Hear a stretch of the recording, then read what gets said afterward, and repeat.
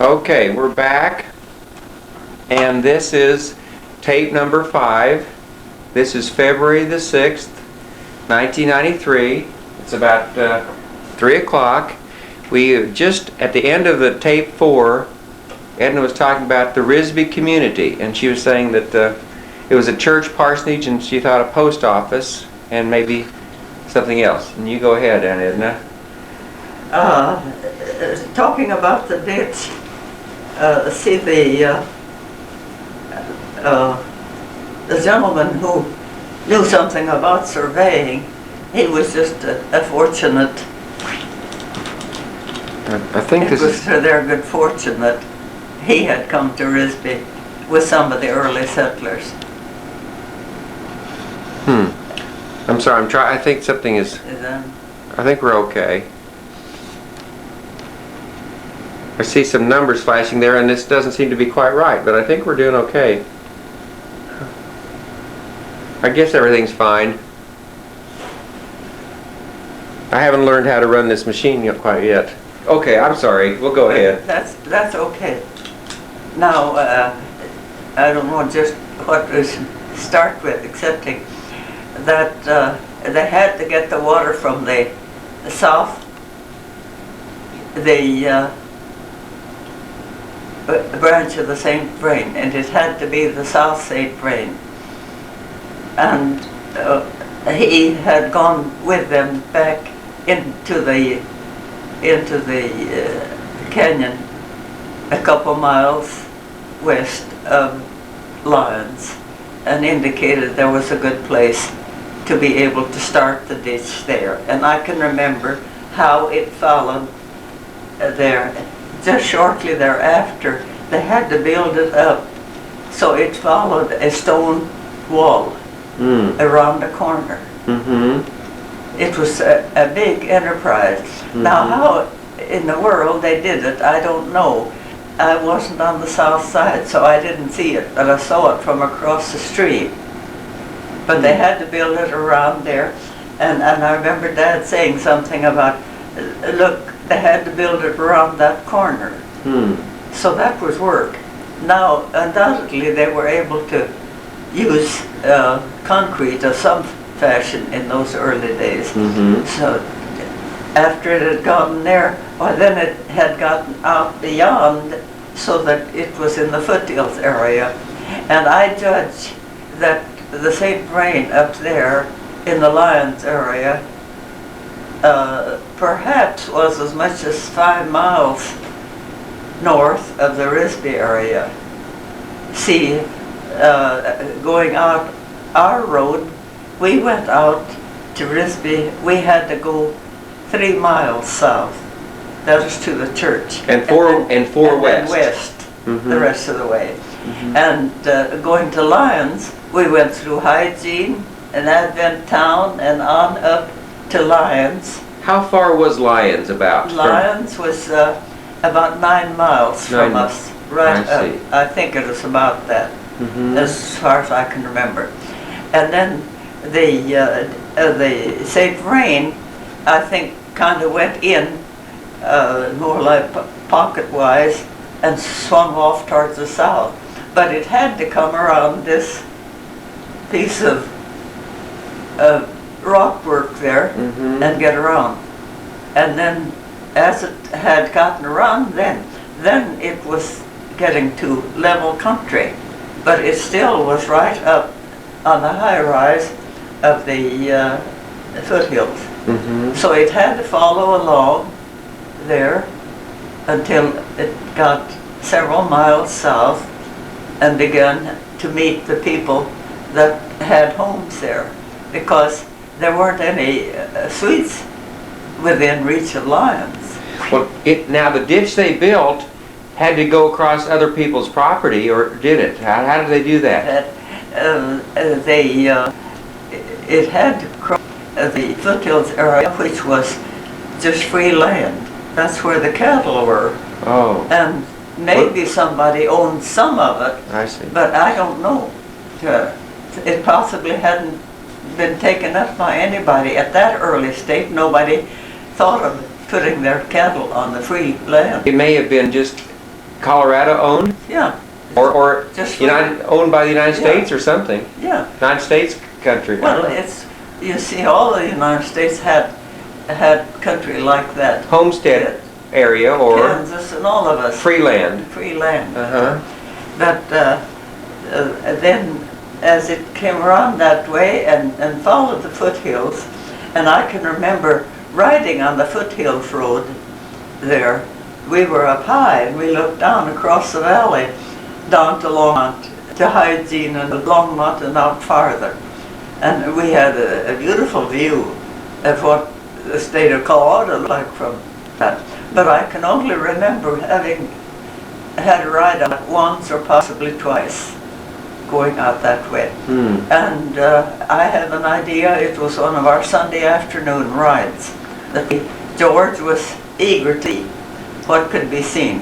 At any rate, that ditch was skirted and it followed on the same level then until it got over towards a couple miles possibly north of Risby Church. And then the portion of the ditch that went out to August Nelson's and Louis Nelson's came out. And there were a couple of other Swedes up in that area.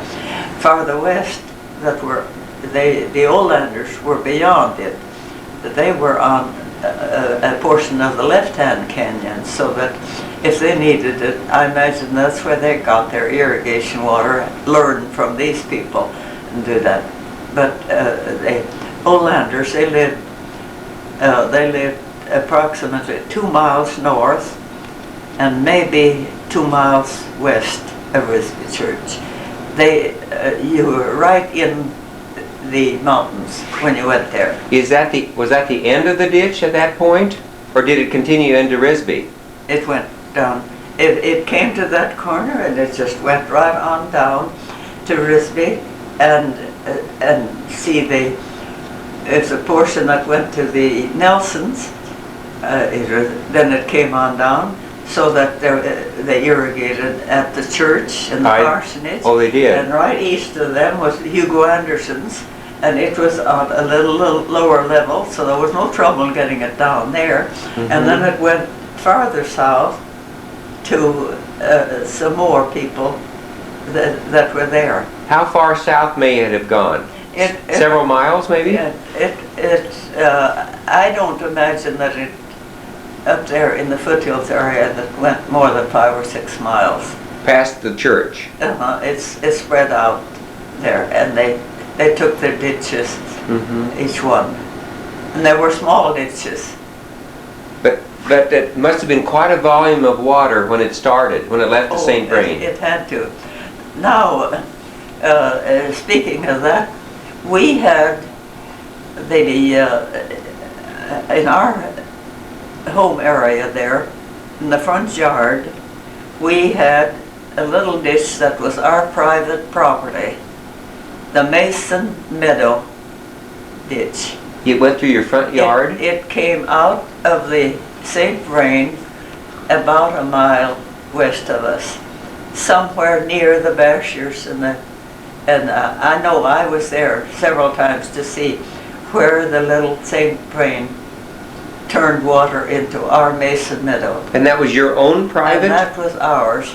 And Dad, I remember Dad telling that we had a perpetual right to that water. It could run in that ditch every day, 365 days. Nobody else had a right to take so many inches of our water. And if you didn't use it, you would turn it out? And when Dad got on such good speaking terms with Mr. Shy, our lawyer, he made that very clear to him. You take all the water you want and need, and don't let anybody else steal it from you. Did he have to drive up to the St. Vrain to turn out his water? Where did he turn his water? Where it ran there. Then there was a what we call a head gate where it was measured when it became our property, and that was in the pasture back of the Lichty place somewhere. Did your father have to go there to get the water? No, I don't think so. I think that was turned on all the time.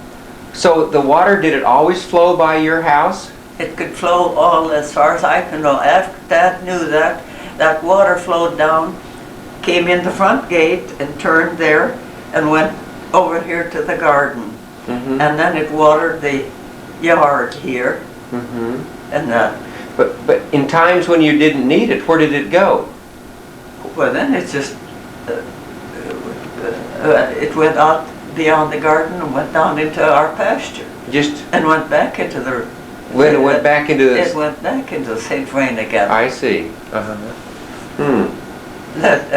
But I can remember that Dad said we can have that water every day of the year. Mm-hmm. And then the people across the road, they didn't have any privilege, and Dad allowed them to take water, the Sorensons and others that lived there, to water their beets and other things. Mm-hmm. And certain days, when they would ask for it, they could have it. Was there quite a volume of water in that Mason Meadow ditch or whatever you... Well, I would say that the ditch was about that wide and about that deep. And you know, that would take quite a stream of water. Hmm. And it was in such good soil that it ran right along. It didn't seep out. Mm-hmm. A lot of rock in the bottom of the ditch. It was just a good solid ditch. Mm-hmm. Hmm. Now you irrigated out of another area too for the pasture. Well, and stuff. then we had irrigation privilege from the South Flat, and we had some from the Niwot ditch. There was a ditch, I can remember when that came into being, when they dug the Niwot ditch, and it watered the Davies property at the south. They hadn't had any good water rights until that, so that they got a good supply of water there too. You know, a lot of those things, that was more or less hearsay. I heard them talking about it, and because I was always listening and I didn't realize how I was getting called out of history into my making of that. Mm-hmm. And it was mighty nice arrangement. Yes. I want to ask you something more about this Risby ditch. They called it the Swede ditch also?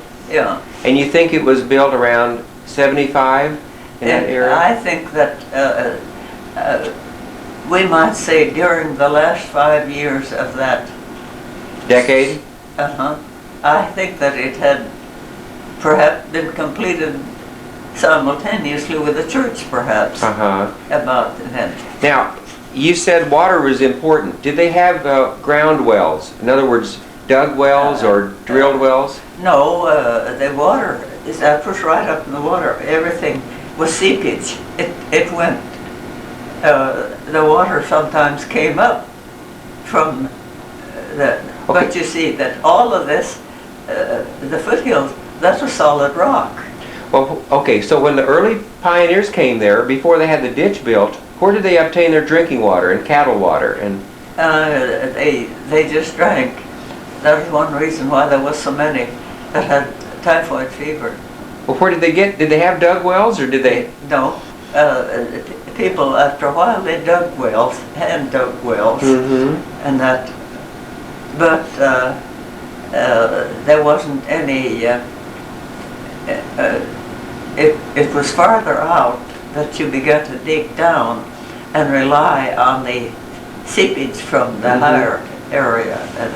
And I don't think that either one of the wells that we had dug, that we watered the horses in, well, I have an idea that they had been dug before we came there, but I don't know just when. But that probably was not potable water for a family. It was not drinkable, probably. Well, you know, people drank water, and they drank out of the irrigation ditches and so on, And we, in our family, it became well known to us, the doctor says, don't drink the irrigation water. Avoid that if you possibly can. What was the source of your drinking water? Did you have a cistern? Yeah, we had cisterns. We had, I know we had built two, one close to the house and one close to the barn area. Okay. And that was water that came off the barn and the house. Right. Now you say there was seepage though. There was no ground seepage into your cistern. Did you remember? No. And then when we were short, then we could drive to town and hire a big transportation vehicle, and bring out a tank full of water. And I can remember seeing many, many tankfuls of water coming out for the people's cisterns. I see. The Lichties and the Johansons and Fridstroms and on up the valley. So that must have been a business in town, a bulk tank of some kind. And it came to the point where it became part of the city. So they got it from the city water. Did they eventually put pipe? Underground pipes? So you see that the city had established its right to a big flow of water, so they would sell it. I see. And you'd pay for it, a tank full and so on. An awful lot of things like that that people don't know anything about. One more question about the Risby ditch. There are probably, what, a dozen farmers, maybe more than that? What, 20, 30 farmers that would have helped build that ditch? Do you have any idea?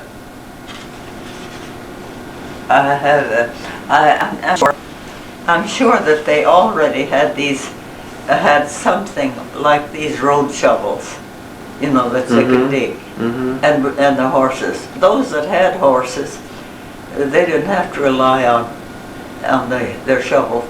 And of course, as time went on, then we got the irrigation shovels. You know, you've seen them, that we have some on the farm here, and we didn't have those in the early days. We had a big shovel like you used when you shoveled grain. So, but as time went on, the inventors improved the good digging ditches. Well, I can remember, I'm sure that I can remember Dad's first irrigation shovel. Okay, but about this long ditch, switch, some of that was horse-drawn then? Well, constructed. The men, you see, they had to get up there, so I imagine that they drove up there and tented there, lived there in their wagons, and they started to dig and work, and they worked out actually until it got down into it would be several miles out and you think down. The farmers did it themselves? They probably didn't hire... They all did it themselves. They didn't hire a construction company? Oh no, nobody had any money to hire. No. They did it. And a lot of that was handwork too, wasn't it? That was handwork. It was just remarkable. Now, I know that Nellie Nelson could remember them digging. She was the oldest sister. And I have an idea that she was born perhaps 1870 or so. So she was a little girl when a lot of this was going on. Do you remember her telling about that ditch? Just a few vague comments, because we didn't think about it as being important in our thinking process as the years went by. I know that Edith and I often said that how much we overheard, that we should have been able to keep in our memory, because Edith said, that's going to be very valuable information. Yes, it would have been, and it is. Oh, I think it's just fascinating when you think back that you were that close to the pioneer age. Right. And Edna, is there still a remnant, do you think, of that ditch? Would there be a trace of that now? Well, I'm positive that the portion that runs through the Louis Nelson property and August Nelson is that, and I'm positive that the ditch where the head gate comes out on the South St. Vrain there west of Lyons, I'm sure it's still there, because one of the last times when Edith and I drove down the North Fork, we drove slowly and we tried to take note of the old landmarks. Okay, my question now, if I were to go out there and research this and try to find it, the head gate would be whereabout from Lyons? Just right on up the stream, I think approximately 2 miles From Lyons. which direction? Up the stream? Upstream to the west. Okay. And then it's on the south wall of the canyon. And that's where we'd find the old head gate? That's where you would find the original head gate. Now, of course, you would find a structure of cement. But you wouldn't see anything like what they had. No. Do you think that they're taking irrigation water out of there now in that same? It could be. It could very well be, because the irrigation rights, they became part of the Colorado Constitution. Yes. It was written into the Constitution, state Constitution, and Boulder County, it's written into their laws. Now how much, that I don't know, but I do know that we often talked about it, and Dad would talk about that the law had taken care of so many of the things that troubled us a little bit, but the law had looked after that, he'd say. It was ours. Now, even today, water is very important to Colorado. Oh, yes. And it is to everyone. It is everywhere. There have been some legal battles between Kansas and Colorado. Oh, yeah. Over the right of the Arkansas River. Oh, yeah. They've been fighting that as long as we've been here. I suppose. I know that there was talk about that. And of course, we got acquainted with the Arkansas when we drove down that way and started to go west. We didn't know anything about when we were in Colorado Springs that it was part of the Arkansas system. I don't know when we began to talk about the Arkansas doesn't go through Colorado Springs, though. It doesn't go through that? Well, yes, it does. Yeah, I guess it does. I'm sorry. It would have to. Sure it does. It would have to have come out of that stream. It goes through farther south. It goes through Canyon City. Is Canyon City close to Colorado Springs? It's on up. Yes. Up the street. Okay, yeah. I'm wrong. So I have seen quite a little bit of that, but in the days when we lived out there, of course, we didn't know anything excepting the St. Vrain. What took care of our valley. But gradually, the other ditches started to come out, and then we had lawsuits with the other farm groups that wanted water and were trying. And of course, in some cases, they were generous about it, and in some cases, there were those farmers that said nothing doing. Well, when water gets short, then generosity. This is our water. Right. Yeah. That I know that there was when it got to the point that there were too many that had gotten privileges, they just shut down. Nothing more. The water flowed every day of the year, didn't it? Yeah. But mostly what? Spring and summer of the year it flowed the heaviest? The Little St. Vrain, as far as I know, just flowed all the time. And it would sometimes ice over, but the water was trickling underneath. Well, now, it wasn't spring fed. In other words, in the wintertime, there wouldn't have been any snow melt. What fed it in the wintertime? Springs? The ice in the high mountains. Was it still running? I mean, you'd think it would freeze down. Of course, maybe in warm days it would freeze. Whenever it got warm enough, so that it let out a stream, it would come.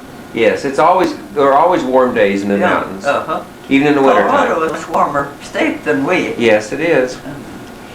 I mean, it may be down to 0 at night, but it could be 50 in the daytime. Yeah, it'll warm up. Okay, that's interesting, and we may get back to that. There's so many. Another question we were talking about when we weren't recording is, you had mentioned in an earlier tape that your teacher, Catherine Davis, was interested in politics and had run for an office. Was it county commissioner? No, her father was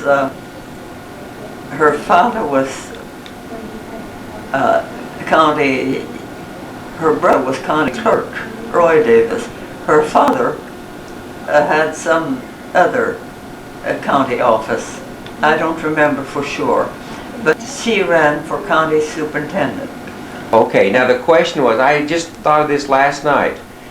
She was running for an office when women in the nation couldn't even vote. And you were just talking about that.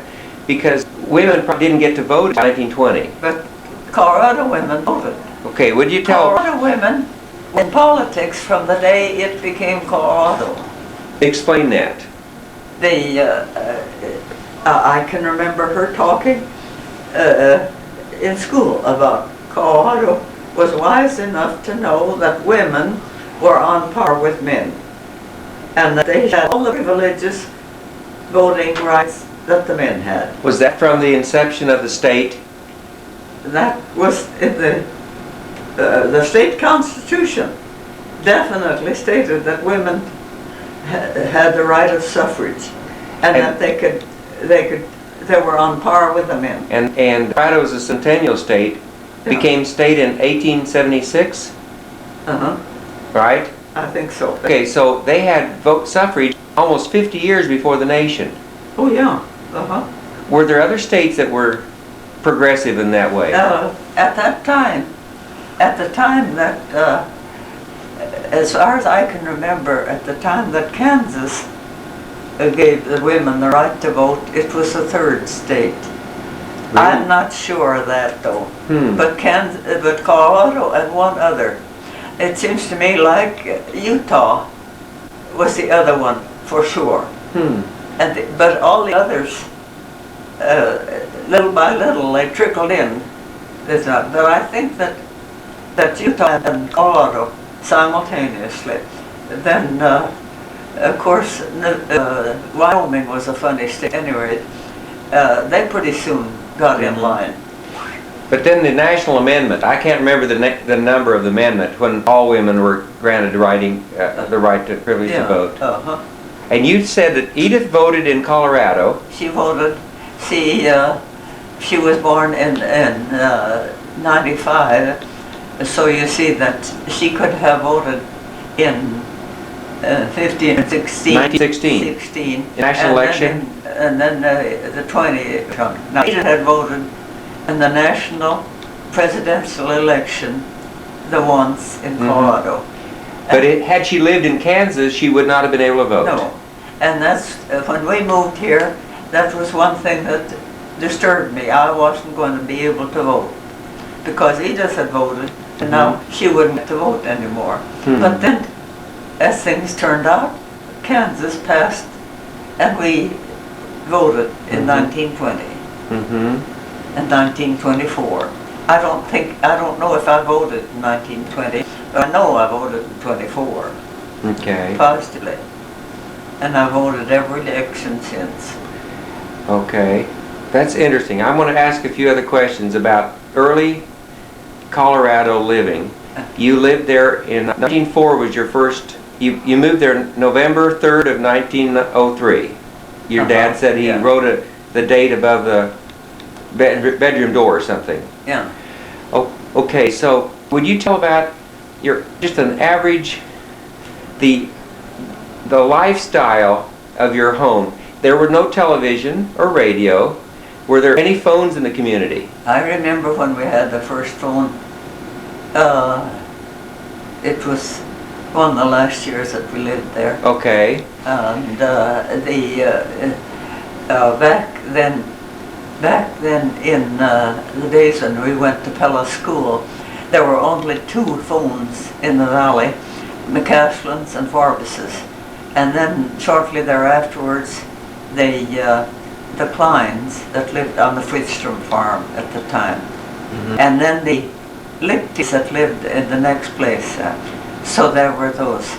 Did most of the homes in Longmont, did they have phones, most of the city homes? That I don't know. I was too young to be interested in knowing.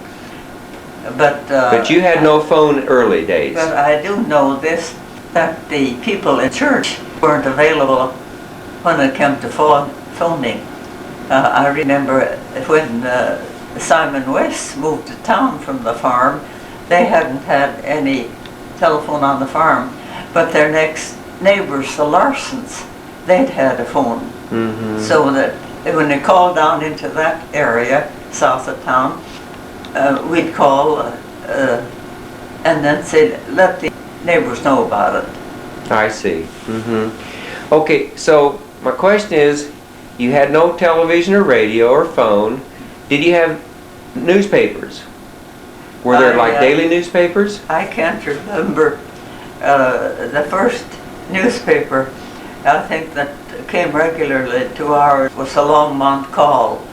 And I don't think that we got that regularly until, when Carl was in high school. I don't know that we had it before.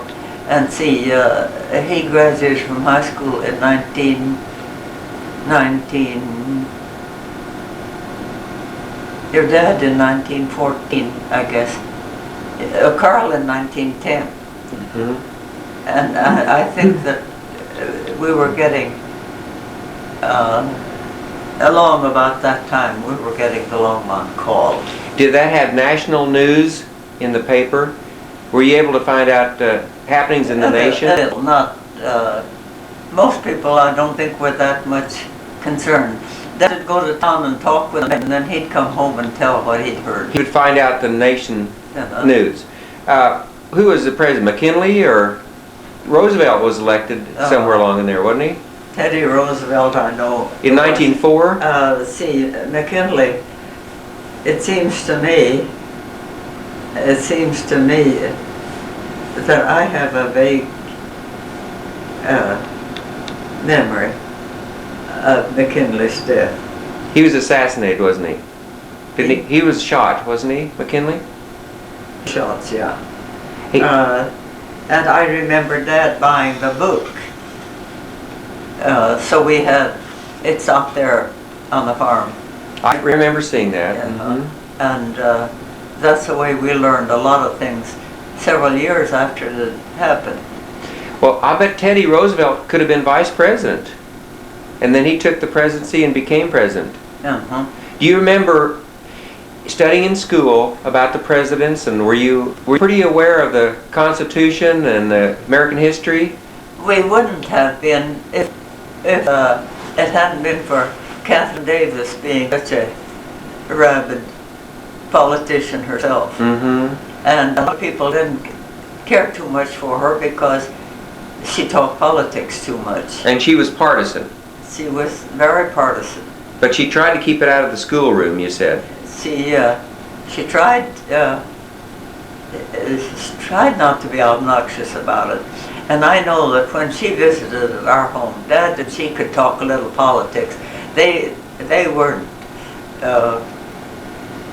fighting mad at each other by any means. It was just interesting talk.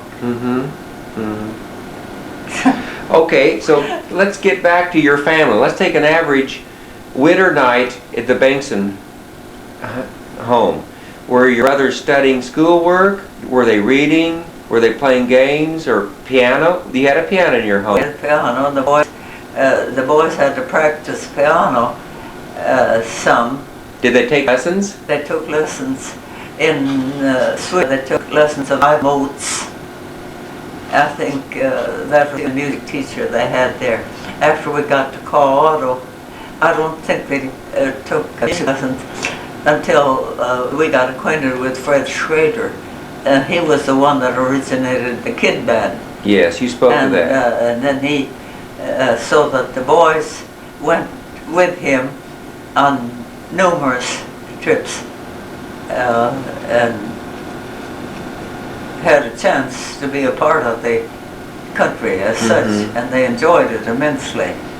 I think all three boys, I know that they were all three in the juvenile band. I can remember when that came into being. It must have been, I must have been about 10, 11 years old or so. And you spoke of the boys taking piano lessons? Would they have gone into town for that? They, in Swea, Miss Motes came to the house. And she had a group of students. She visited around in the various homes. And in Longmont, they would go on into town. Usually, I guess, it had to be on Saturdays if it was during the school year. Would they have done every week? Or no, I think, I don't think they went every week. I think they maybe went every 2 weeks or so. So in the evening they might practice piano. They practiced piano. No, they did. Did your father read, or did you sing on piano? What did you? Yeah, we sang all the time. That's why we were a sextet always. We sang. You sang parts. When we sang parts, Dad had gone to song school when he was a young man. When he was 15, 16 years old, they had an itinerant music man that came into the community and taught them. In the Swea area? And he had, I think Norman has a couple of books that they bought and used there in that course. Excellent books. I'm just positive that he still has them out there. And your father was musically inclined? Very much so. And then he learned to sing parts or learned to read music? Or See, he and Mrs.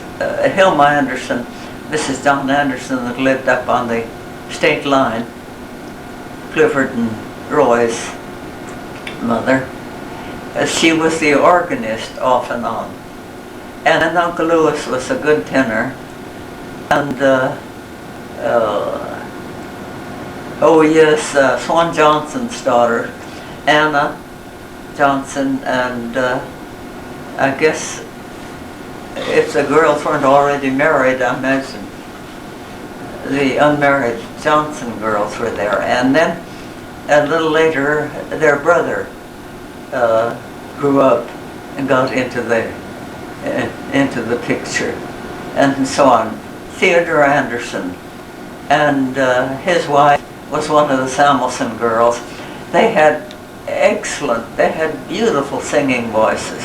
Okay, they were able to sing in church, in the choir? In the choir all the time. Did your father sing in choir? And the choir was half his life. Okay. They just sang in the choir all the time. They met every week. Did they sing one night a week? Or did they practice during church? Or they would practice right in the church whenever it was convenient. And if there was something special came up, a funeral or something like that, they would ask them to stay after the service and practice so they could sing at a funeral. But I know a group of them. I imagine there were about all the way 10 to 20. Did your father sing bass? My dad sang bass mostly, but after having taken lessons like he did, he could sing tenor also. He had a wide range. Yeah. You mentioned song school. Where did he go? You said he went to song school. That was it. They called it song school. Was that in the town, or did he learn that? No, he went out into the country, to the country schoolhouses. This man gave these lessons? He'd be in one area one night a week, and another school a couple miles, or 3, 4 maybe, away. Okay. What did he do? Gather the people in the community together? There, and then they would sing. A music lesson? They would have music lessons. Did he teach them how to read music, or? He taught them that. That sounds interesting. That sounds like something I would do. When you find that book that Norman has, you'll see how they learned from scratch, how they learned to read the melody. That's interesting. You knew I taught boys glee club for about 10 years here in town, which is one of my favorite things. But you know, I never had a boy that couldn't read music. Because if you know how to teach them, everyone could sing. So, see, when your dad was in high school, Fred Schrader was the music man. He was the one that originated the kid band and he taught the boys how to read music. They learned an awful lot from him. Okay, so music was important in your family. Yeah. If your dad sang bass, George was a tenor, wasn't he? Yeah. And Dad was a bass. And you were soprano. Edith alto? Edith learned to sing. And see, I was a singer. And Dad used to sing, the soprano, and Dad used to sing with me. The melody. The melody, and help me out till I'd get started. But we couldn't sing as a sextet until I was about 12 years old. By that time, then they could rely on my singing, and we could have sextet. And from that time on, we sang. We sang at every program in church. We sang everywhere. A sextet, but basically 4 parts, probably. What? Probably just 4 parts. 4 parts, yeah. When your dad was in high school, they learned to sing. That the men would have 2 parts, 2 tenors and 2 basses. Sure. And the deep basses, I can remember there was John Hawes, and he lived up by the foothills up northeast of Hygiene up there. He had long distance into school, and then there was another one. There were 2 excellent deep bass voices that sang with Schrader's group. And your dad sang the higher bass, and George sang when he was able to be at school, which wasn't too often, but they recruited them. They asked them to come on in and sing with them. And there were a lot of boys in town that sang nicely, and I can remember George talking about some of the boys just didn't have any voices at all, but they still went along. They just couldn't. So you would, now of course there were no electric lights in those days. Everything was lamps in your home, wasn't it? And then I can remember our first radio lamp. That was a higher density? It was higher, a much stronger light. It would light the room? It would light the room. Up to then, it was pretty dim light, but we had... Was that a kind of lamp that you would pump up? I remember when they brought those lamps in, and I don't know if they did it to the rail lamps or if it was a later invention. But I can remember that rail lamp, and it was just a real fine lamp. Was kerosene your fuel? Okay. That would have been in the dining room, perhaps? Or we'd have it... in the room with the stove? We'd have it in the dining room, yeah. We had the kitchen and the dining room that way, and then of course we'd bring it on into the living room when we had visitors and so on. And your heating... It was undoubtedly the first one of us in the community. After people had discovered that we had that fine lamp, they wanted to see it, and then they were beginning to buy them too. Otherwise you just had a little hurricane lantern, the little chimney. Just a one flame, and it didn't put out much light. It didn't. No. There wasn't any shade to it. It was just it.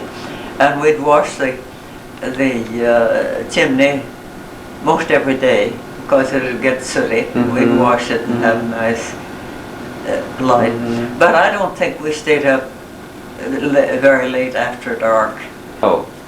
I don't think that was the policy at all. It seems to me like as soon as it was dark, I went to bed. Well, you had to get up early in the next day. Yeah, that was true. Now, I suppose I can see George reading. George read as long as he could read, and he read in bed by candlelight some. That's what I was going to ask.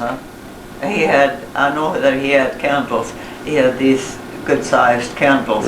He'd save them from Christmas and from the church and places. And that undoubtedly wasn't the best for the eyes. No, it wasn't good. But he managed. Sure. He wanted it, and he was such an avid reader. He wanted to get in on everything.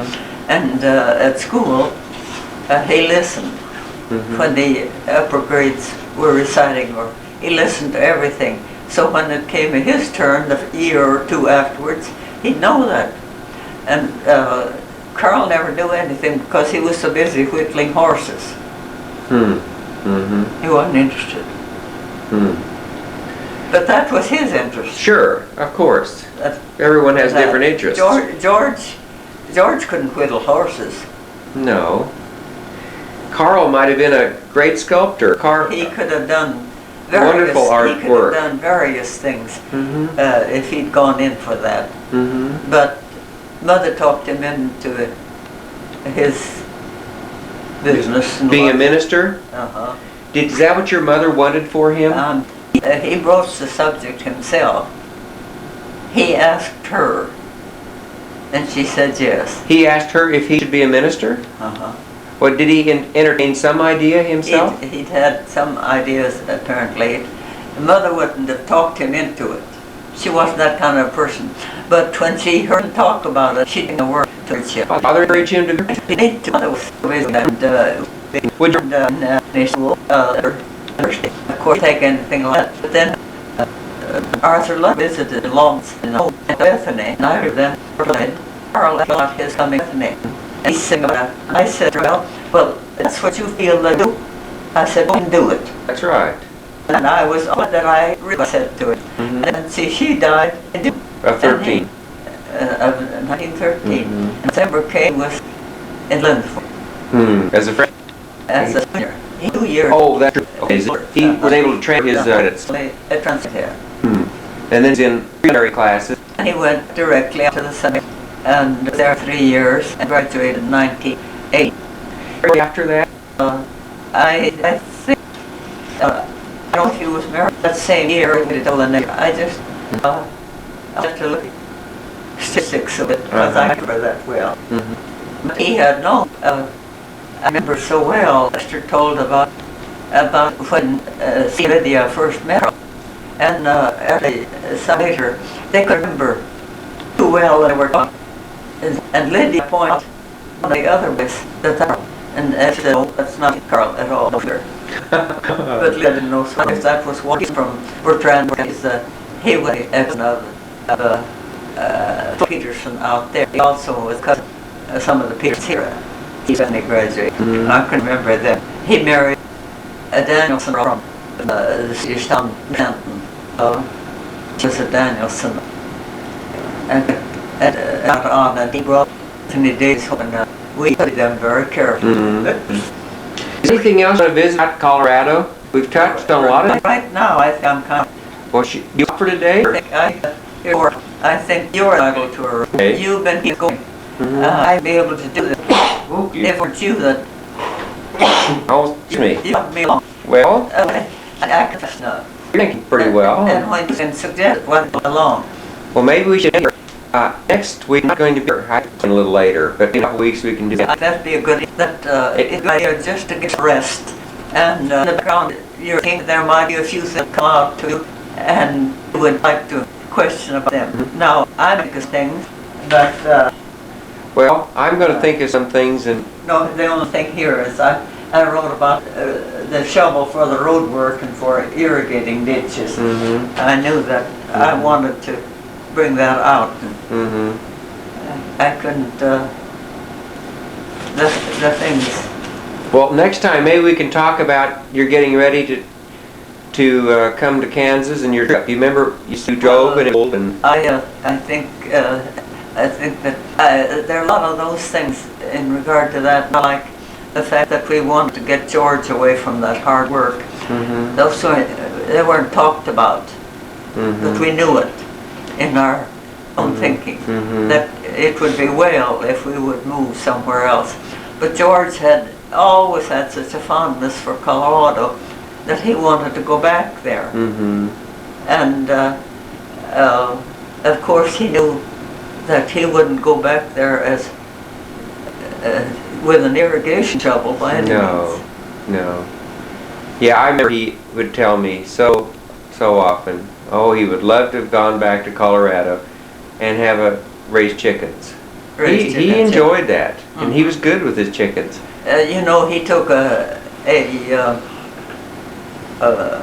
correspondence course, and did that. I told Pastor Hawk here recently that there was a year when George's farm was all white. He had white cattle, white dogs, white chickens, white cats, and of course we had white calves. I said I didn't think there was any white horse because we didn't have scarcely any horses in those days. But I said everything, and I said he always raised chickens in a 3-year process. He had white chickens. The next year he had Buff Orpingtons. The next year he'd have Plymouth Rocks. Then the following year he'd be back to the white chickens, white Wyandottes. He would, and by then that would be a new, because chickens didn't live more than. He never kept the chickens after they were 3 years old. That's how he could keep them straight. Oh. He did that. He told me a story. He did a lot of culling for the neighbors. Oh yeah. And I think he culled for Carl Francis. I believe he told me the story that they were not having very good egg production. And he went up there, and Carl Francis, or maybe Tekla was the one who was in charge of chickens. I think maybe it's Tekla. I think Tekla. And he went up there and he culled out like hens. And she said, "What in the world are you doing?" The next day they had more eggs than they had before. He said that was and he did this. He had a reputation for all the neighbors. He he studied on how to cull out the non-layers. I think there were 4 different correspondence courses in farm work like that. He really was chickens. And he did and it's he that got Edith starting to do correspondence with the American School of Correspondence in Chicago, so that she was able and could start Bethany Academy. She had quite a bit of high school work on her records and bought them. And Professor Deere just accepted he had good records, and she was able to go right on. So she finished Bethany Academy in 2 years. Oh yes.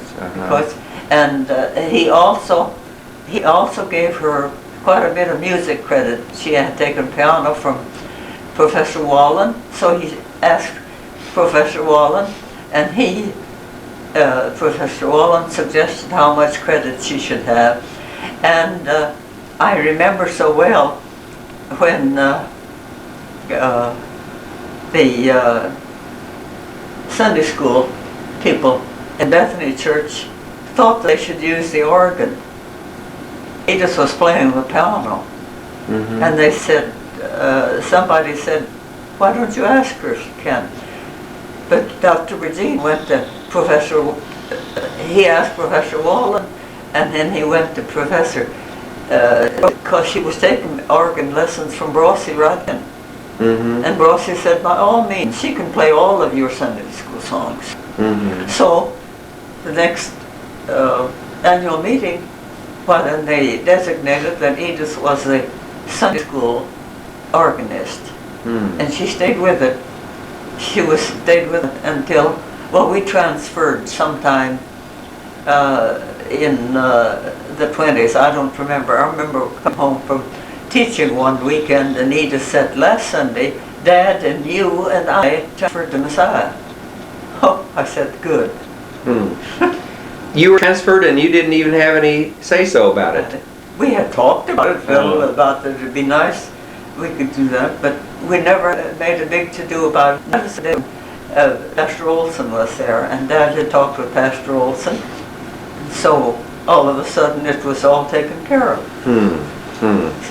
Well, I would like to talk more about Bethany again in Lindsborg, when you came to Lindsborg, but we may have some other questions. If you have any things you want to visit about, we can talk about those, but I want to hear some stories. See, we came to Bethany, we came to Lindsborg in 1918 in February, and that spring we sang in the Messiah. Oh, you did? And so that we went with the Messiah chorus to Fort Camp Funston, and said goodbye to the 89th Division as they were ready to leave for France. The war was over then, wasn't it? Or was going to be? It wasn't over at that time. Oh, really? We sang for them, and I know that Ira Pilcher was one of the boys in that group. And when we left to go back to the train, Ira came and walked with Edith and me, and the boys called to me, how'd you get two girls? And I know he had some smart answer. He was from, what's his name again? Ira Pilcher. He was our neighbor. He lived a quarter of a mile away from us in Longmont. Oh my, you saw him there, recognized him there? And then after he came back from the war, he got some high-priced music teacher. He learned to sing, and he sang beautifully.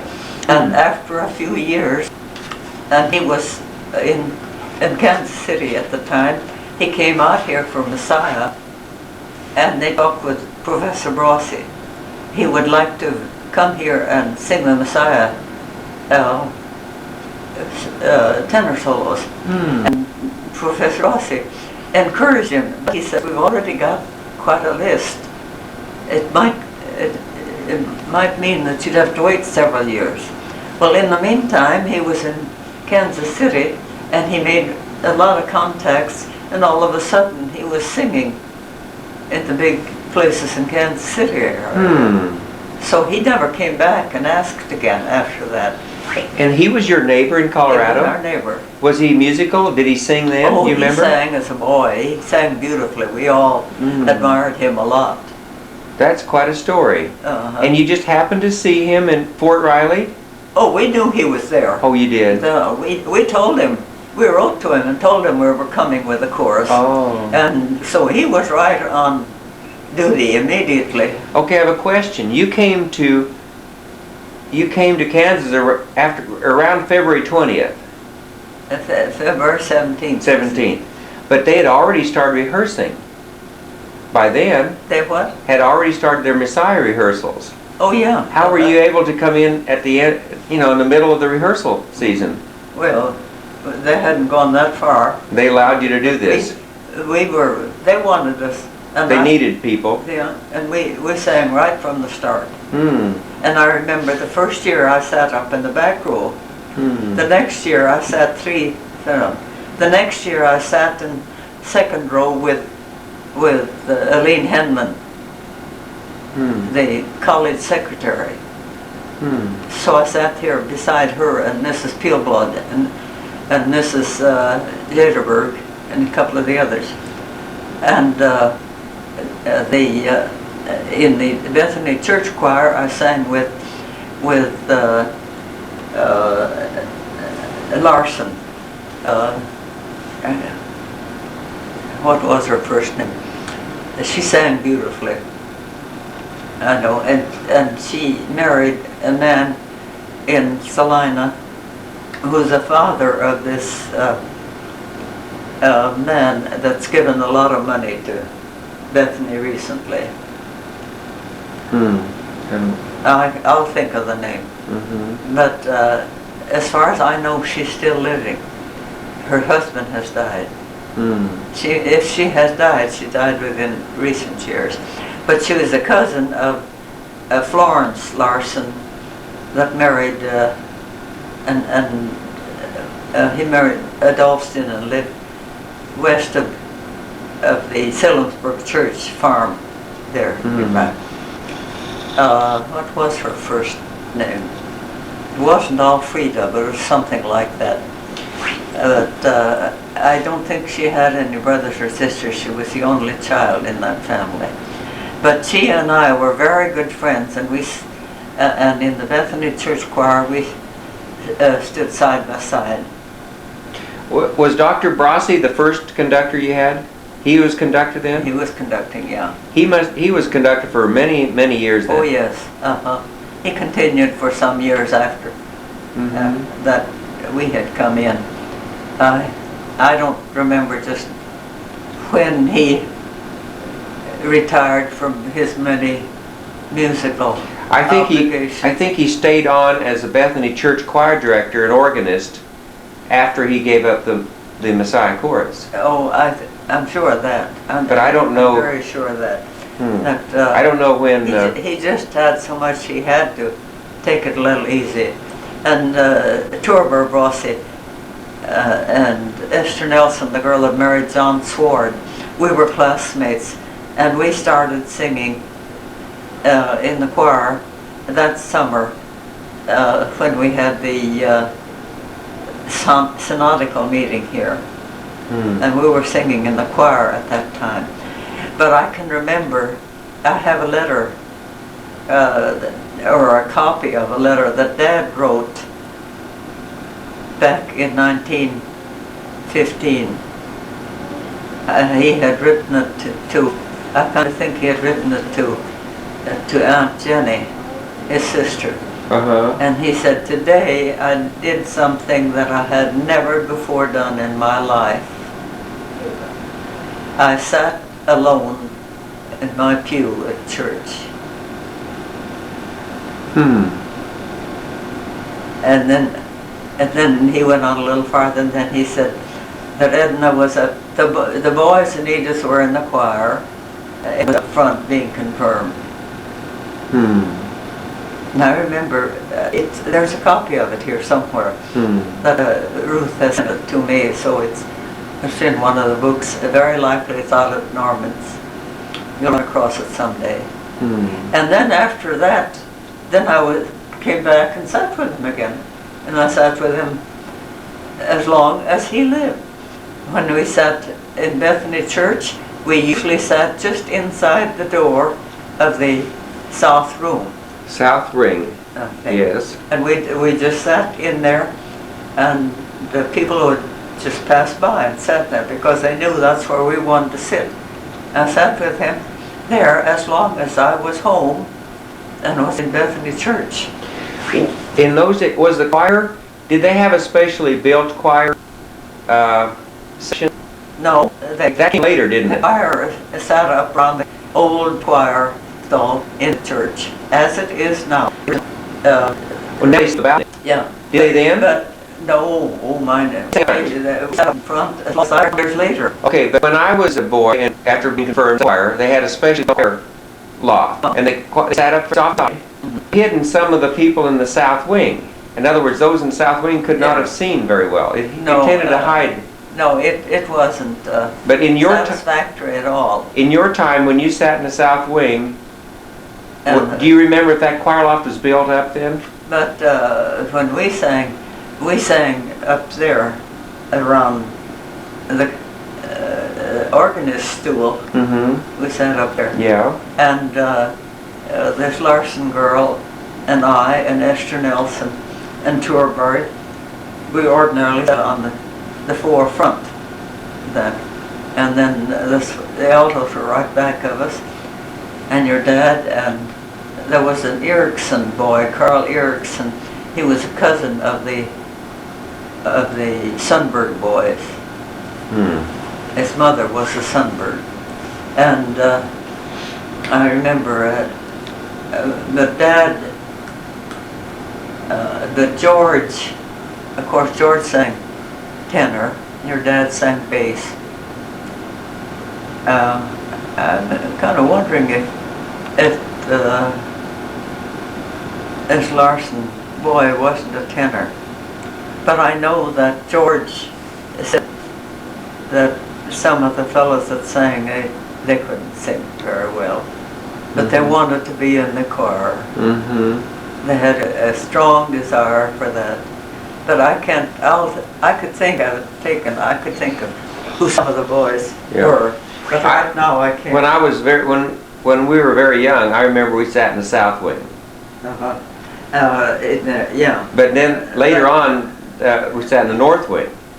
But we outgrew that area up there, so we sat, and I remember sitting in the front row in the south wing, singing in the choir. See, I graduated in 24, so we were still sitting there when I was in the choir in 24. Now, you said when you were confirmed. You were not confirmed in Colorado? Yeah. In 1915. 915. Okay. That was the year after Mother died. Did your mother attend church when she was ill? I mean, or did the last years she stayed home? She scarcely ever came to church. In Colorado? It was just too strenuous for her. But she wasn't able to... As long as she was able, she'd stay home alone. And then it came to that someone of us would stay home with her. We'd take our turns. She just... Was it not safe to leave her alone, or...? We didn't want to leave her alone. I see. I think that she would have said, well, go to church and say, I'll get along. But we didn't want it that way. Was she bedfast most of the time? No. You know, that was one thing. She never was, she'd have spells of being bedfast, and then she'd get up. And off and on like that. And so we got used to the idea that she'd have a sick spell, and then she'd be up and she'd be with us.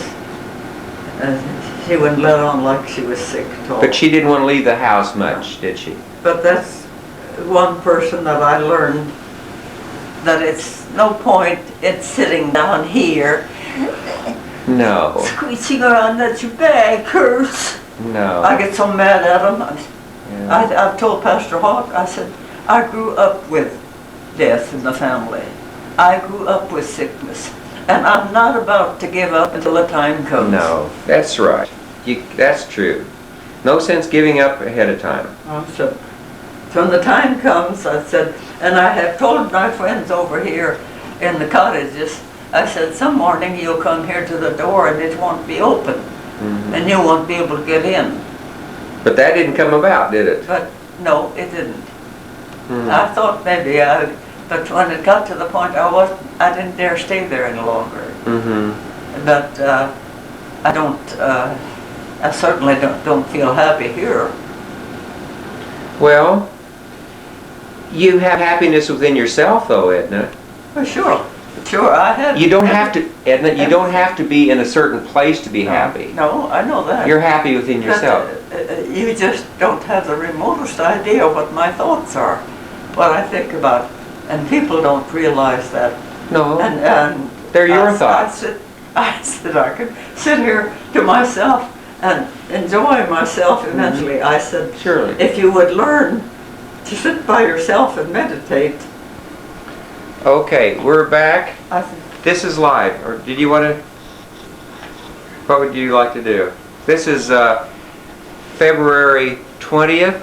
20th, yeah. It's 2 o'clock in the afternoon, and we were getting ready to start, but Aunt Edna's putting on her vest. I think it'll look better. She thinks it'll look better. I won't button it. Oh, okay. But, I don't want too big a red splotch. Oh. Don't you think that's a lot better? That looks fine. Okay. So here we go. We were talking. Should I move the TV screen so it doesn't bother you? I'll just move it so it doesn't bother you. I'll just move it here a little bit so it doesn't bother you. Here. Oh. Okay. Well, you don't have to worry about it.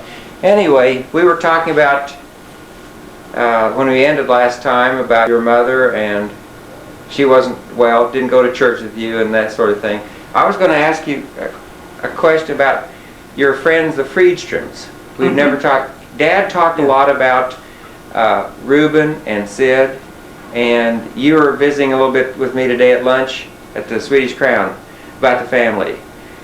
And you talked about the oldest boy, Warner, when he died. And would you tell a little bit about your friends, the Friedstroms? Yeah.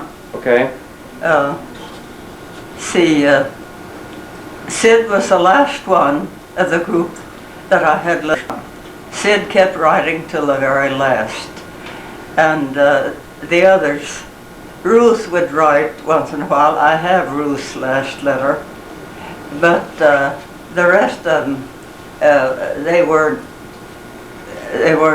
so especially given to writing much. But I appreciated that Sid stayed with me until that they told me that Sid wasn't doing so well, so I knew that it was getting toward the end of his life.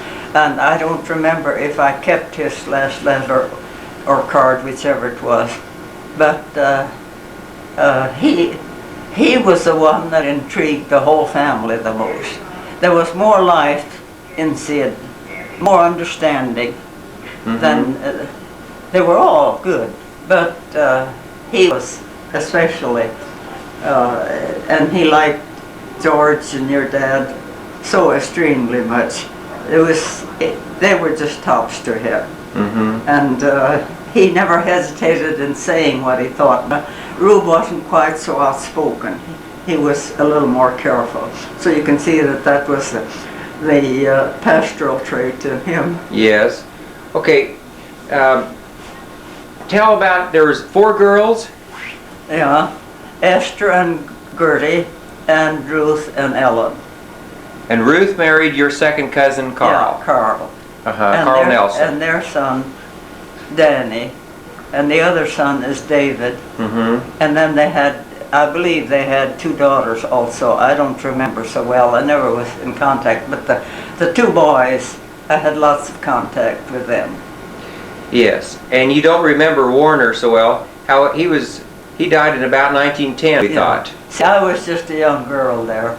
And I had never had too much contact. But I did know that my brothers were very fond of him. How did he die?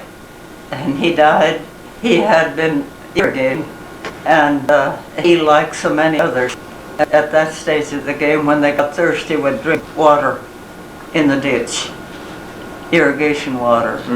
And we all knew how dangerous it was, but most didn't know how extremely dangerous it was.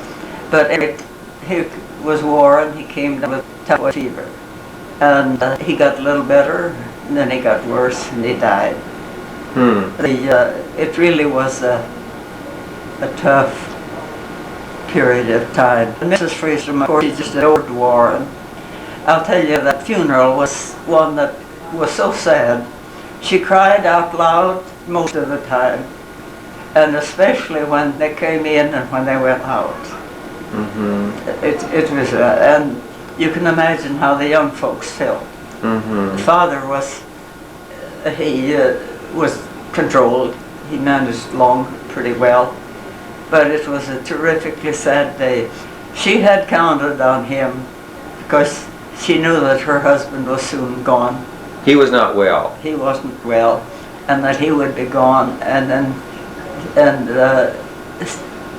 Rube and Sid were so much younger, although she knew that she'd be able to rely on them as they got older, and they were very substantial help to her all their lives. So, but I remember Dad liked the boys, but he too was very fond of Sid. Sid never was very thoughtful about what he said. He said exactly the truth that came to him. I remember him and liked him very well. He was just such a likable sort. He was the youngest boy. He was the youngest. But there was a girl younger? Yes, Ellen. Ellen. She was about 2 years younger than he. So there were 7 children in the family. I believe so, yeah. The mother's name? Emma, same as her. Okay. And she and Mrs. Nelson, Carl Nelson's mother, the 3 of them were the best of friends always. They just had so much in common. They were sisters? No. Wait a minute, they were cousins? There was no relationship at all. Oh, wait a minute now. I'm sorry, I'm confused. Okay, I'm confused. Who again was her good friend? You say? Mrs. Louis Nelson, I see. Carl's mother, and Mrs. Fridstrom, Ruth, Carl's wife's mother. Okay, so Ruth married Carl Nelson, and Carl Nelson's mother and Ruth's mother were very good friends. That's what you're saying. Mother. Okay. So they didn't have any in-law problems with their mothers. They just got along beautifully, all of them. And can I ask you something? Did they help arrange the marriage, or I don't think so. I know Ruth after. See, your dad was very fond of Ruth, but I don't think he ever had any intention of marrying her or anything like that. But I remember the day that we left Longmont on the 14th of February, 1918. Your dad gave her a box of chocolates, and she was surprised. But it was just very casual, right in front of all of us. And he liked her, and he wanted to show that he was not especially fond of her and her mode of thinking. She was a little childish. Okay, he would have been 25 years old then, in 1918. Your dad. Well, he would have been in a month. How old was Ruth at that time? And Ruth was, I was 18 then, so Ruth must have been 20, because she was 2 years older. Well, she would have been childish to Dad. And Ruth was my age. Okay. And he was several months. I think he was about 3-4 months younger than I. We were in the confirmation class. He would have been a couple years younger than Edith. Reuben. He would have been a couple years younger than Edith then. No, oh yeah, a couple years. See, I was 2 years and 2 months younger than Edith, and he was about 3 or 4 months younger. And then Sidney was a couple years younger than Reuben. Sid? Was Sid younger than Reuben by a year or 2? Sid? Yeah. I imagine Sid was born in April, so I think that was 2 years and 2 or 3 months different. And then Ellen was about 2 or 3 years younger than Sid. Well, now you mentioned Gertie, or Gertrude, or Gertie, another sister. Gertie. How old would she have been? Would she have been Dad's age? Yeah, half a year younger or something like that. She was older than Edith, but she and Edith were good friends. You say Gertie was interested in the boys. Yeah, she was. Was she interested in my father? Oh yeah, she was interested in all of them. She was just crazy about Carl. And then when Carl didn't show any, he just joked along with her, and they were good friends, and that was that. And then he went up to Bethany, and then she knew that he was out of the picture, and then she turned all her attention on your dad, and pretty soon she realized that he wasn't in the picture either. He wasn't interested. So then she went after all the young men in the community, first one and then another. And I remember, and she had dates with Guy Humphrey. He worked for the Fankles, our neighbors. And I don't know was anything especially attractive about the Humphreys, but there was nothing questionable in any way. They were good people. Well, was Dad ever interested in any of the sisters except Ruth? The fact that Gertie made herself so obnoxious and chasing around after him, I don't think he was the least bit, ever was the least bit interested in her. And George was always awful nice to Esther, and he teamed up with her on various occasions at our parties at church or things like that. They would have been about the same age.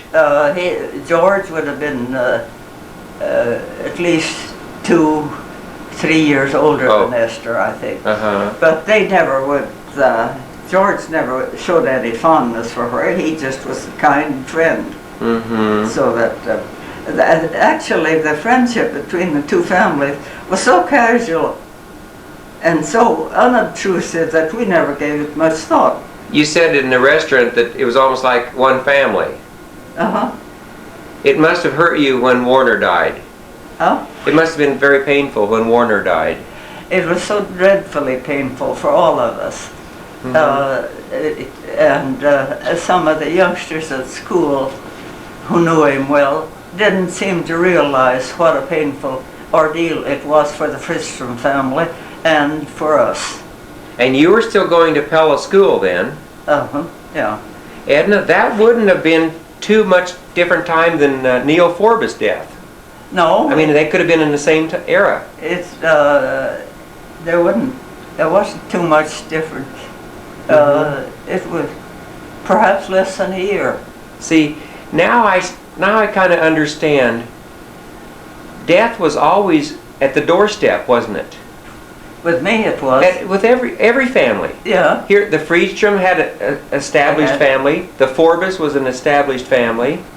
And nobody was safe. You know? Well, it was so close to all of us. Yes.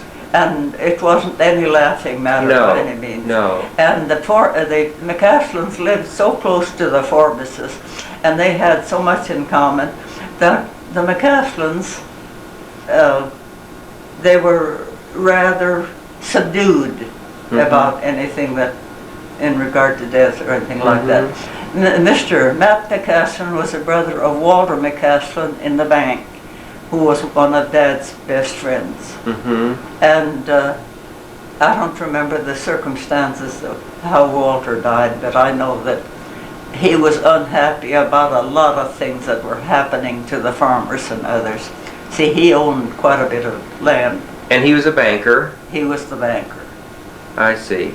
But empathetic with the farmers. Yeah, he met an awful lot. As a matter of fact, when Dad and your father were here in Lindsborg looking for land and chose the farm out there, Walter McCaslin called and asked for Dad. And Edith said, well, he isn't home now. And she didn't want to say right. Then he asked where, can you say where he is? Oh, he's in Kansas. Where is he? He's in Lindsborg. And then Walter said, is that anywhere near Marquette? Oh yes, Marquette's the next little town west. See, Hawkinson was the banker out there, and he owned the land. So that the communication out there was about Dad's paying a down payment, and that came through the Marquette Bank. Did your father bank at Marquette at that time? I don't think so. I don't think that Dad ever was connected with it. Why was that communication from the Marquette Bank? Because Hawkinson was an officer in the Marquette Bank, and Dad's first check went through the bank out there. And they had to orient him. Oh, I see. If he had that much money to put plank down on the payment. And then so that... You think Hawkinson wrote to Walter McCaslin for credit reference? Undoubtedly that they had communicated. Okay. So Walter then knew that what they had said between them was perfectly good. He didn't want to overstep the bounds at all. Sure. And Walter and his wife, they were good people, only she was they had no children, and she wasn't very well, and she could drive her car, and they went to the Congregational church, and it was somewhat of a joke in the community that Mrs.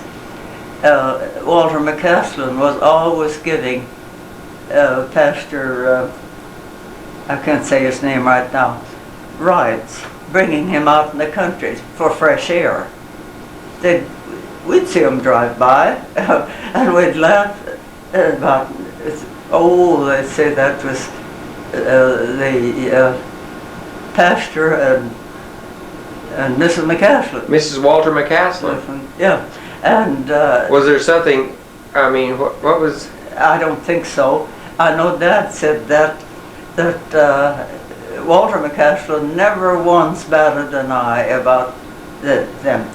I think somebody had said something to him once and indicated that he liked that there was so much friendship. And he had merely answered that the preacher needed the outing, and so did his wife, and they were good friends, and that was that. Mm-hmm. Mm-hmm. He was very... That's pretty... If it was beyond that, he never let on. No. Well, that's no one's business. No. I don't think anybody ever felt that there was anything questionable about their friendship. Mm-hmm. They were just... She was just being nice to him because he didn't have a car. He couldn't get out in the front country and get fresh air. Mm-hmm. But she could give it to him. Mm-hmm. Mm. Well, very good. Mm-hmm. Okay, I still want to know about the Friedstrom family. You mentioned that Reuben at one time wanted to become a minister, or thought about it. When he was here at Bethany Academy, see, Armour Edberg was here, and he lived with the Edbergs. And he had very close contact, and Armour used him often to bring messages to the Leaguers in various places. Mm-hmm. And Rube liked that, because if he was going to get into the ministry, he needed that practice. Yes. And see, Rube was just a few months younger than I, and and he was a very good friend of your dad. Could it have been that because of the family friendship, he chose to come to Bethany? Could that have been a reason? He couldn't help but know that we regarded Bethany as a top-notch educational place, mm-hmm. and that we were going, and that Linus had started college. Mm-hmm. All of this thing worked together. It was just so logical for Rube, who was beyond the ordinary high school age, mm-hmm. to come here. And he knew he had several good friends. Yeah.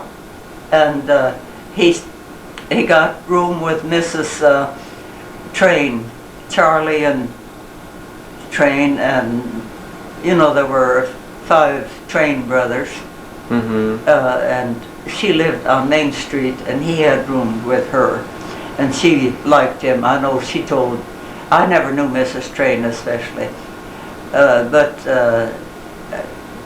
all the Trains were the second generation in that group. Mm-hmm. And Mrs. Linderholm was one of their sisters. And there was another sister too that just had one daughter. Her husband was the janitor at Bethany Church. I forgot what his name is too. But at any rate, those people were good friends of ours too. Mm-hmm.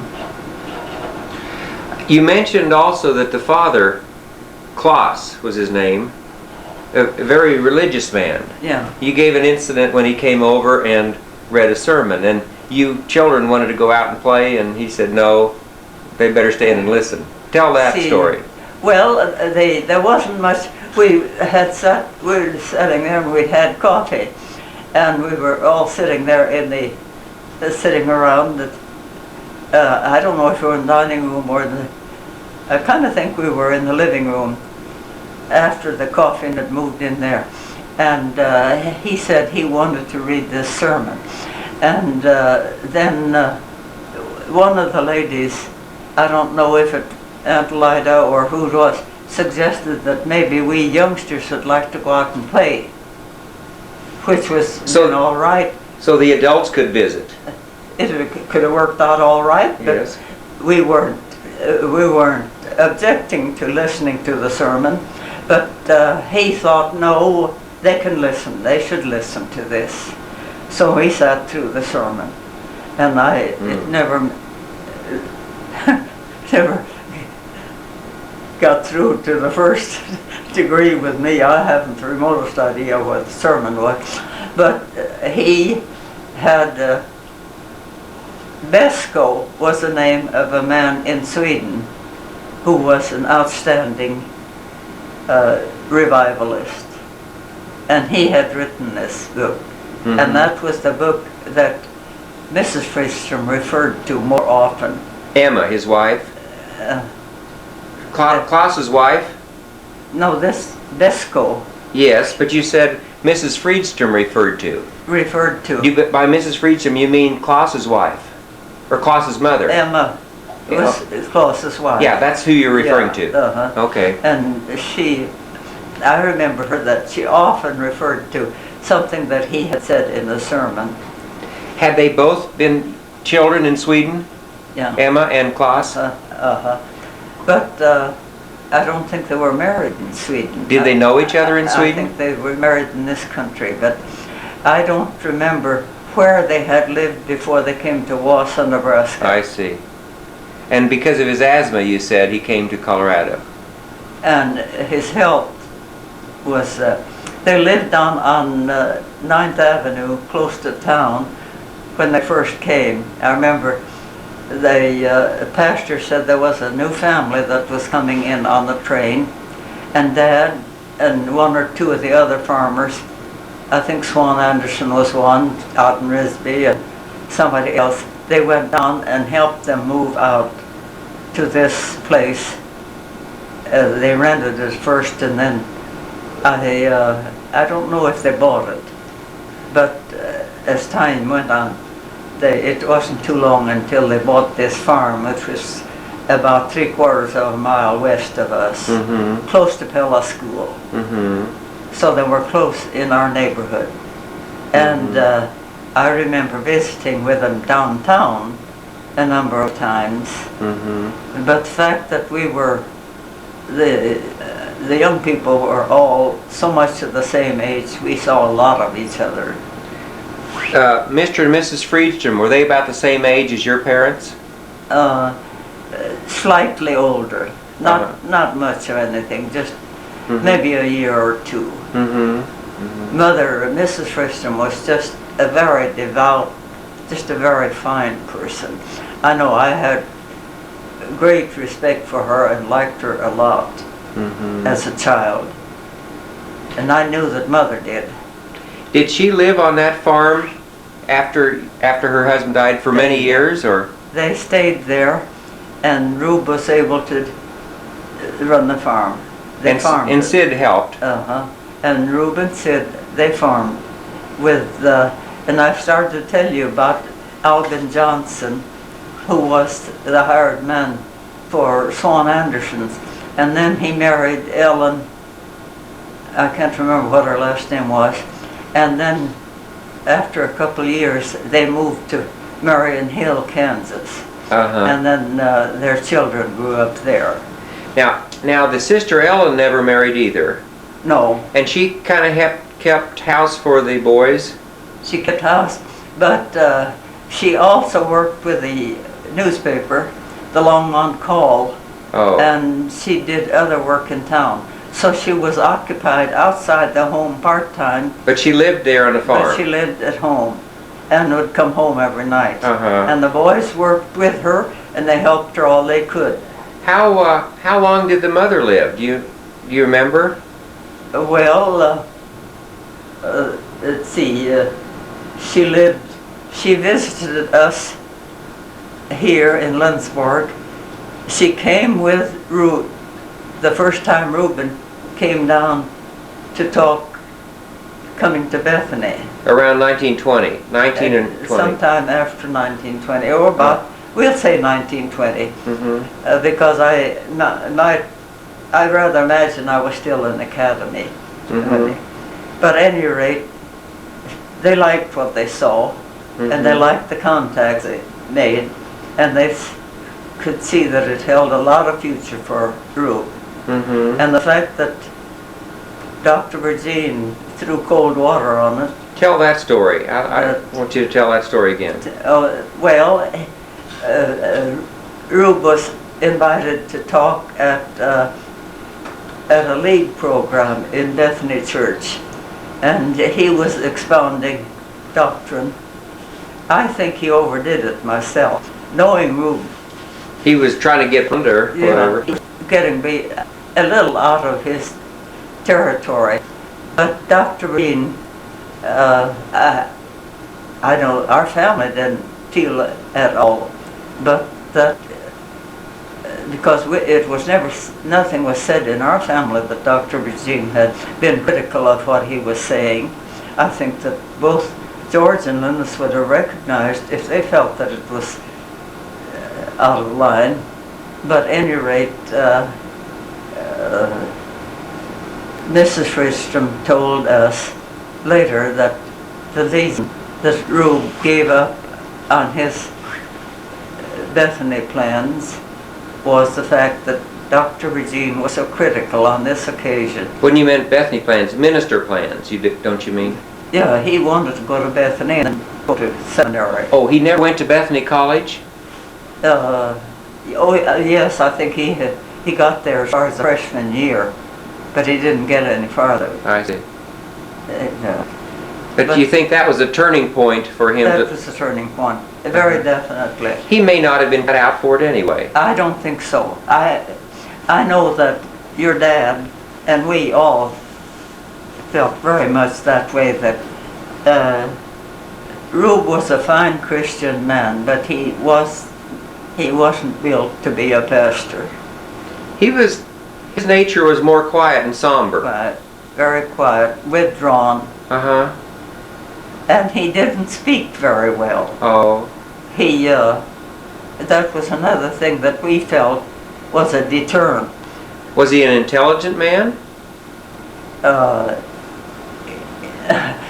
I would say that he thought he was very intelligent. I know that I found fault with his reasoning on occasion, and here I was his same age. Mm-hmm. And I think that maybe your dad made comments now and then about what Rube said that he couldn't approve of. Mm-hmm. But the friendship was strong. Well, sure. And we accepted each other's, shall I say, idiosyncrasies. Well, that's right. I think that, and even though it looked funny at times, we still were extremely close friends. But he did graduate from Bethany then? Not college, no. He didn't get far enough along. Did any of the other Friedstroms attend Bethany? I don't think any of them ever came. Sid went to Fort Collins, and he was there a couple of years. He played football up there. Oh, he did? And I think he was very good football. See, he was a little older than most of the boys at the School of Agriculture. But he just wanted a little more education, be out to people a little more. He was a pretty bright fellow. Yeah, they were. I remember had a really outgoing personality. They what? Sid had an outgoing personality. Yeah, very much so. He was in a quartet, and I remember when we were on the farm, I was very young, they were traveling to a quartet convention in Wichita. And the quartet went through Lindsborg, and I remember sang a few barbershop numbers out on the farm. So he did that. Yeah. He must have been quite musical. Yeah, they had good voices. The whole family were good, and they all sang in the choir at different times. In fact, I'm sorry to interrupt, but could Reuben have been in that same quartet? Could Reuben have been in the same quartet with Sid? Could he have? Was he that good to sing? The thought is now maybe Reuben was also in that quartet. No, I don't think Reuben was outstanding like Sid. Oh. Sid was ever so much better. There was a branch. In fact, his boy came to Kenny Branch's father went to Bethany. Yeah. He was in that quartet. And his wife, Penny Branch's mother was one of the Swedish Lutheran girls, and Branch was from hygiene, had gotten acquainted with her and married, and then he became a very member of Ealing. I didn't mean to interrupt you, but I just thought of that. I don't remember where we were. Well, we're talking about the musical Friedstrom family. Oh, yeah. Were they, I think Sid was far beyond any of the others in his ability to sing and perform in any way. The girls were just mediocre. Esther was the church Sunday school organist, but nothing outstanding. And Ruth took piano lessons in Fort Collins. She and I were classmates and roommates up there the year that we were there. were you close with her? I mean, were you a close friend, or? We were very good friends, so we were there together that year. But she didn't go back the next year when we were getting ready to move here, so she didn't have any more contact with Fort Collins. And Esther sang, and Gertie sang pretty good alto, but in my way of thinking, she didn't have nearly the ability to sing alto that Edith did. They were just very mediocre. But Sid was, and Rube could sing nicely, so that in the group they could always count on their voice. And they attended Risby Church as long as Risby was out in the country. They weren't members out there. Oh, they weren't. They always stayed in town. But they did occasionally attend Risby? Oh, yeah, they'd come out there every now and then when there was something special. I know that. The fact that it was less than 10 miles between the two, it wasn't hard for people to drive out there, even with horses. Right. And then at the time that we were leaving there, people were, up until that time, the Millers and the Johnsons over in the Ryn area were the only ones that had cars, and they had the early forms of the it must have been the early form of the Packards that they drove. But as time went on, then others began to get cars also. But in the years, from 1912 to 1918, there still weren't too many cars. You got your first EMF in about 12, you said. Yeah.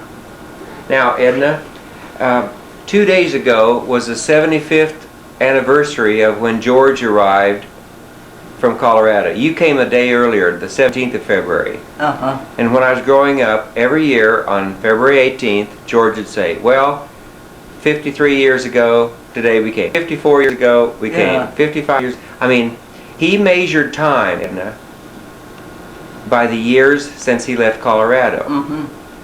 And so it was the 75th anniversary of that time. And today would be a fitting time to start talking about this would be a good time to start talking about when you were getting ready to leave and come to Kansas. Could we talk about, or have we finished? If we should think about some other things in Colorado, we can come back to them. But we pretty well finished Colorado part of your life, haven't we? I think so. Could we go ahead and... after we hear the whole thing, there might be things that come to our attention that we think we wish we would have said. And then we can say that. But we can perhaps record that, and it could be inserted or something like that. But I think it's been pretty well. We don't want to overdo the thing. No. Let's go ahead now and talk about coming to Kansas. Could we do that? Yeah, but there's not too much to tell about that. Okay. See, back in 1903, Dad had stopped in Lunsford and was interested in it, but there had been this flood which made it rather clear to him that he didn't think he wanted to farm in the valley. Well, there had been no more floods those 18 years or 15 years, there hadn't been anything like that to frighten him. But when he and your dad came here and looked around, and it was right in the middle of harvest here, and they were pleased with everything that they saw, and they enjoyed the neighbors like the Jenkins out there and some others. In 1903 even? No, this was in 1917. Yes. Oh, okay. But they knew about Lindsburg from 1903, or at least your father did. Dad knew things. And then Carl came in 1913. Yes. Just 2 months after Mother died. And then he graduated here. He had gone 2 years to Colorado University at Boulder. So he came with his transcript from there. And he graduated from Bethany in 15. Okay, so there had been some occasions when your family had come to Lindsburg. Oh? There had been some occasions when your family had come to Lindsburg. Did they come for his graduation? Did your father? No. In other words, he was alone at graduation. Okay, so your dad and my dad came to Lindsburg in 1917 to look for ground here. Yeah. And that's when you say your father enjoyed the Jenkins and. Okay. And see, George and Edith had been here for Messiah that spring. In 17? 17. Oh. They had been here, so they had gotten a good look. So apparently we were talking about the prospect of moving to Lindsburg for more than a half year, maybe a whole year before we actually did. But it was something that was in our thinking, very definitely. Okay. When did your father and my father decide on that farm? Did George come along, or was it No, just... just the two of them. George had to stay home and look after things. And George had been out scouting around himself on several occasions in the West, in California and Oregon, Washington. And I think that George kind of felt that it was better just that Dad and your father come and make the contacts. What time of year would that have been? It was right in the midst of Oh, that's right. You said harvest. It was after harvest here, but right in harvest in Colorado. I see. So, because that's a couple weeks later. Can we stop a second? Okay, we're back here now, and you're telling about Dad, my dad, your dad, coming here later part of, I suppose it was July, end of the harvest here, and looking at the ground. George didn't go along. And is that the time you looked at the farm out there where you later bought? Did they look at several farms, or? They had looked, yes, they had been with the real estate man, Mr. Ekblad, and they had looked around at various places. And that I know because the first Sunday we were here, the Jenkins invited us for Sunday dinner, and it happened to be Helen's birthday, so that Rodney and his wife were there also, and we were having a good time around the table. And then Mr. Jenkins asked Dad some questions about, and Dad described that back in 1903 he was very much taken with a certain farm, and he described what it was like, and finished, and he said he didn't know where it was. And then Mr. Jenkins kind of laughed slightly. He said, well, that's this farm. Was that farm for sale in 1903? Apparently so. Oh. Albert was the second generation. It was his father or his mother. I don't remember just which. And Rodney was the third generation. Who? Rodney? Rodney was the Rodney was Albert's brother. Oh, okay. Helen's father. So Helen was a third generation. Yeah, Helen and Roscoe and Art. Okay. And Jim. So Albert, Jenkins, and Rodney were brothers. Albert and Rodney. Were they there to greet you? Were they still living there? Or? Say, Albert, well, Rodney was living down there on the river. Uh-huh. And Albert was living here on the Oak Leaf place. Oh. So they were close neighbors, just a mile apart. Oh, Albert had the old what became the Oak Leaf farm. And that's why it's called the Jenkins Spur. Uh-huh. Okay. Yeah, that was the railroad. Now, Edna, I want to ask, when your dad in 1903 had noticed that farm, had he had an inclination at that time to buy a farm here? He had a very strong notion, but he was overwhelmed with the idea of having seen the ravages of that flood, and that he was too unsure of himself, that he wanted. Now, we had lived on the St. Vrain in Colorado those years, and we had lived through several floods, although it hadn't been destructive on the farm. Yet I can remember one night when they said they came through we didn't have many telephones, but somebody up the line stopped in and said, they say Beaver Dam went out. And Beaver Dam was up beyond Allen's Park, some miles, so that you know that the water there would have to swish down the canyon. And they said that they expected it from there, up there, down in our area within 3 hours. So a lot of people in our valley, they just loaded up their family and drove to town to be out of the way for the water. But we stayed there. And it didn't come up as high? We took, I remember Mother supervising the work.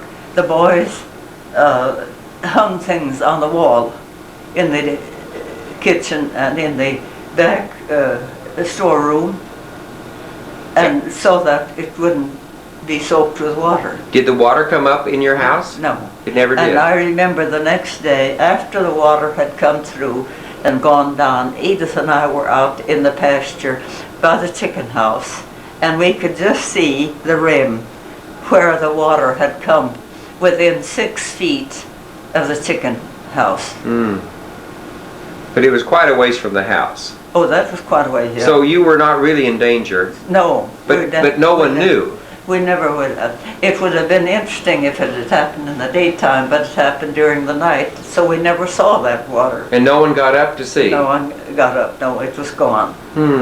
It came and went that quickly? Huh? It came and went so quickly? See, out there, it was a pretty good sized lake up there in the mountain, and when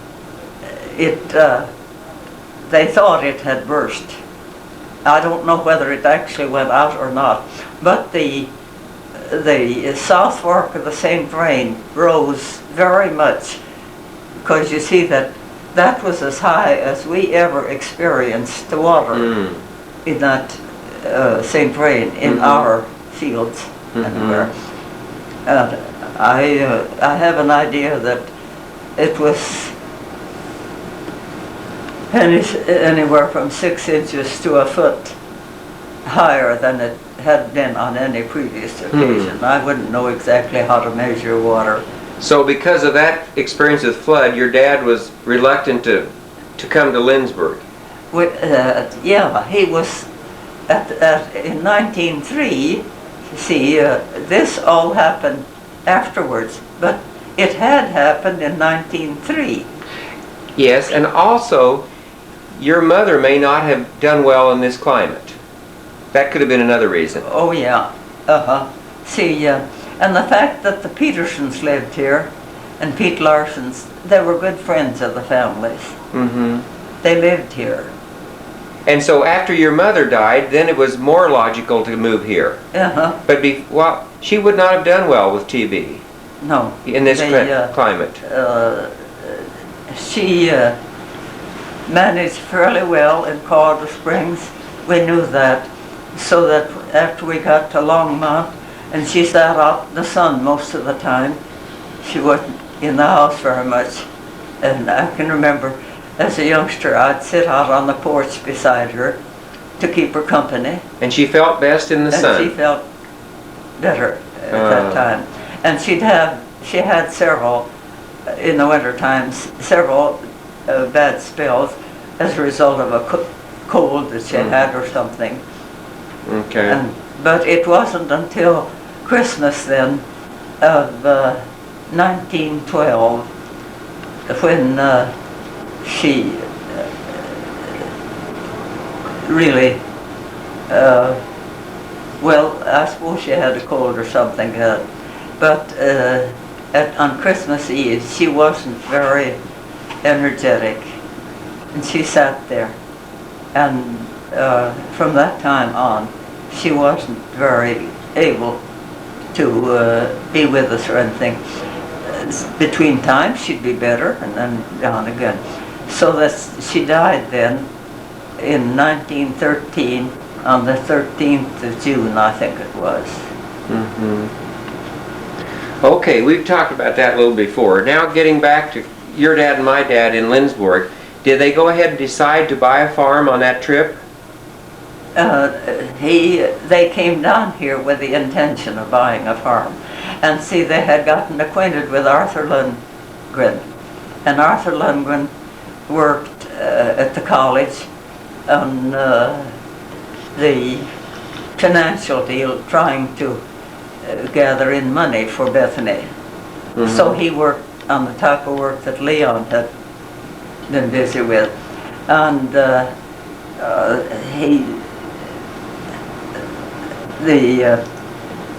Arthur Lundgren, he was a very pleasant sort of a person, just to come out and visit in the family and make suggestions. And Dad gave some money, not too many $100s. This was when you were in Colorado? We were living there yes. then. So Arthur Lundgren came out to Longmont to visit. He came to Longmont to raise money for Bethany. Yeah, he came to all the congregations in Colorado, and he had visited there in Longmont. And when he was there, Dad talked with him in church, and then the next day he came out to visit. That was the best way to make contacts, just to see the people. And I wasn't at home. I suppose maybe I was at school or somewhere, I don't know. But I didn't see Arthur Lundgren on that trip. But Edith talked about him several times, and she had seen and heard, and they had appreciated him very much. So when they came down here in the summer, then of course they visited with Arthur Lundgren. And then they contacted a real estate